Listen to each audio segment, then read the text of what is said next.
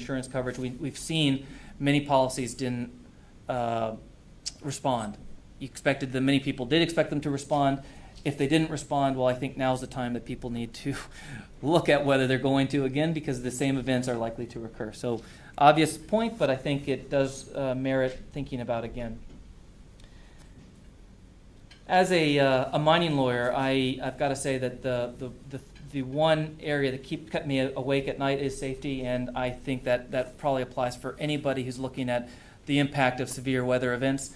There is a whole series of issues that we could talk about in longer seminars of how lawyers can advise their clients to ensure that there is a mitigation of foreseeable risk in operations. There's no excuse, in my view, for lawyers not to be advising their clients on random issues, always ensuring that safety is considered in the operations that they are involved in. And I think in this case, we saw that simple, proactive, preventative advice could have saved lives. People were in the wrong place at the wrong time. That's not acceptable in an age where we can send people to the moon. We have the information in advance. We need to get it to people in advance. That's at all levels of business and society. And therefore, I think where we look at the implications of this, we should ensure that we're talking to our clients about where they're getting their information, how they incorporate it, and how they ensure that there's the safe protection of their employees and their staff and the community members who rely on that. What does that include? Obviously, we've seen the floods and that people can't necessarily get to and from where they are.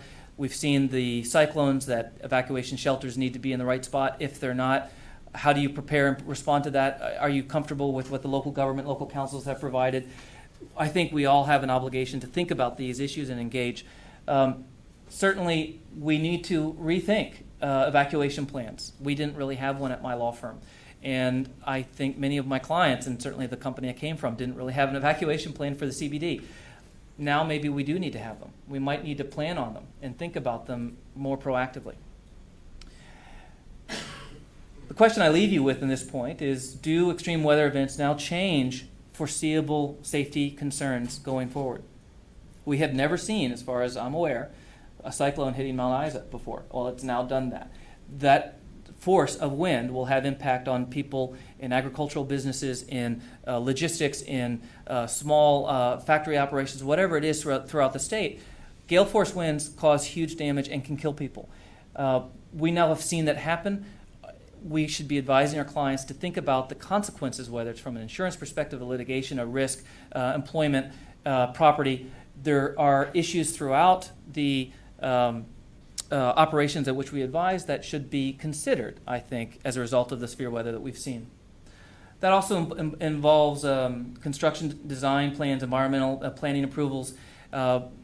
We will have a period now with the Commission of Inquiry looking into who approved what when and whether it was adequate, how Ivanhoe released, whether that was something that we can change going forward. But one way or the other, we do know where people lie low, close to potential riverine flooding, where people are more potentially exposed to surges from cyclone force wind. And I think we can relook at where our operations, our factories, our clients, our storage front shops are located with a light of the severe damage that we've seen in the last month. Environmental concerns.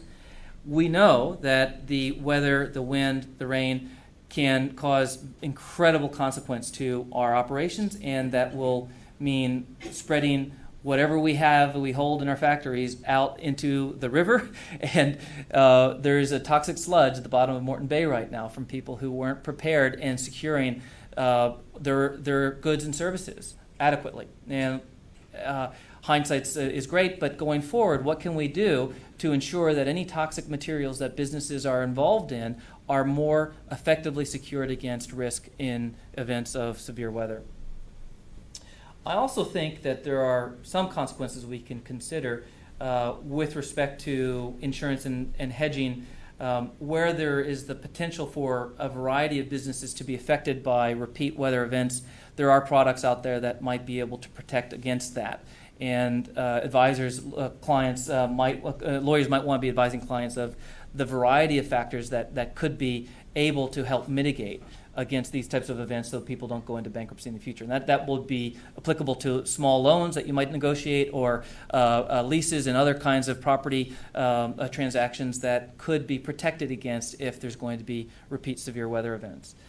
The other point I would raise here is that smart businesses did see this coming, did act effectively. The example I like to talk about is, I've got to get going, sorry about that, is transitional environmental programs. People who saw that they were going to have an impact were able to act early and are now able to get their mines up and running, other businesses up and running sooner than their competitors, which is an important fact.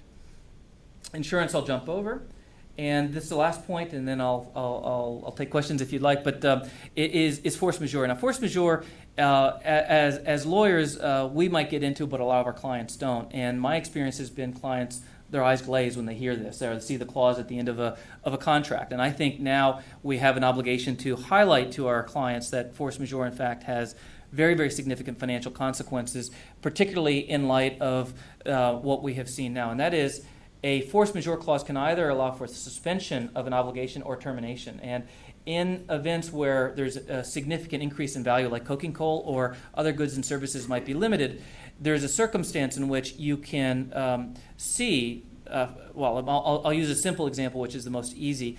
If one of the major miners had a contract to deliver 1 million tons of coking coal, and they had a suspension clause, well, then they're simply going to have to deliver that amount in 3 months' time once their mines are up and running. But if they had a termination clause, they could have terminated that obligation. When their mine gets back up and running, they'll sell at the spot market, which is twice the value. So 1 million tons, $200 million increased value for the company. Now, that's a pretty big difference, all hedging on the term of the force majeure clause. Now, I argue that applies to small businesses. It applies to all kinds of goods and services where you're going to have disruption from an event beyond your control.